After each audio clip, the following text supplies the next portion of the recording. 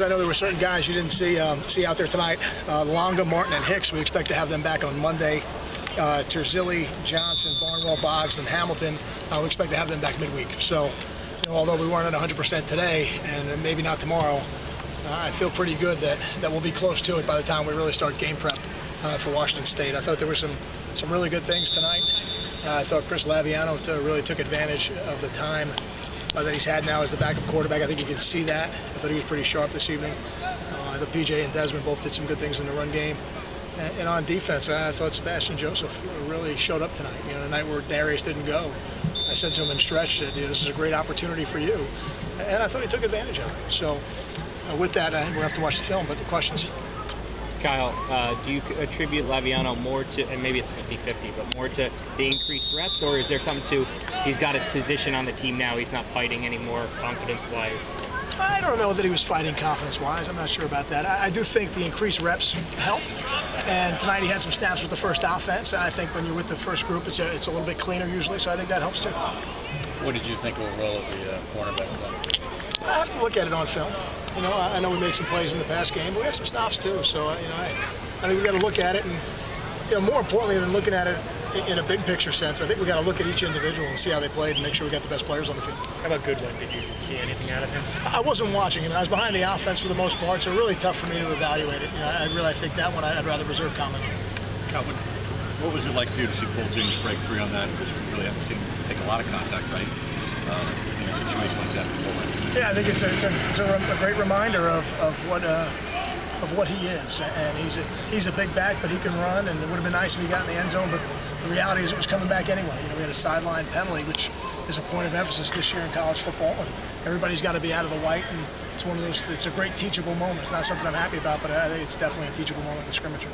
Kyle, with all the kids you mentioned that sat out, and every one kid sitting out, but so many other guys get an opportunity to go with the ones or twos. How did you look at it from that standpoint? I think that's an important part of training camp. I think sometimes, whether they're sitting out because they're a little dinged up, or you put a guy who's with the twos in there with the ones, and even tonight we did a lot of ones versus twos.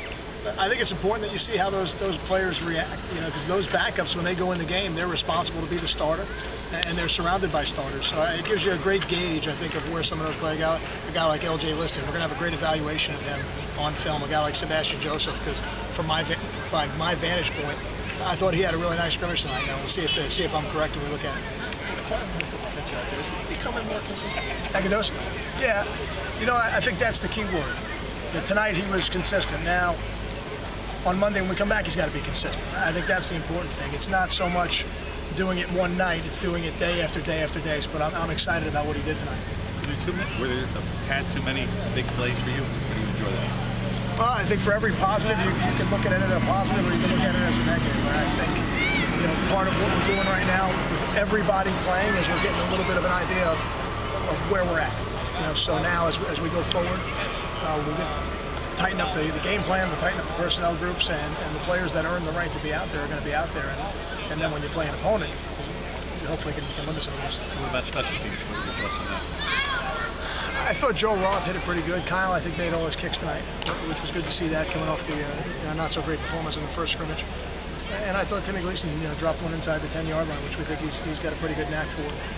So as we go forward, right now I would tell you we'd use both punters in different situations. If that shakes out differently over the next week, it could change. But if we were playing tomorrow, we'd use them both. How about the offensive line? Have you seen any depth with your second team guys? Anyone fresh and one emerge?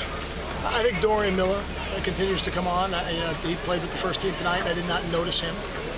So that's a good thing, for a young offensive line. And JJ got some snaps with the ones. I thought he did a pretty good job. So I think those two guys are helping us build some depth. In terms of your offensive line, do you have a philosophy yet that you'll go with in case you need someone to step up? Will it be a next man up? Will it be based on position? Or is one guy sticking out that you put at tackle or guard regardless? Right now, more likely to be by position than next man up. I don't think we have a true sixth man in this group right now. So if you ask me for the answer today, I'd say it'd be by position. Carl, when do you really jump all the way into Washington? Wednesday. This Wednesday. We've got really 2 more days on Monday and Tuesday, and then on Wednesday we'll dive into Washington State full steam and go Wednesday, Thursday, Friday. We'll be off Saturday, and we'll come back and start game week. Have you done anything The coaches have done it. We haven't done it with the players, but the coaches have done all the game plans, and we're checking over those now in our free time when we're away from the players.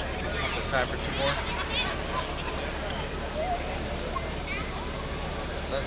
Slow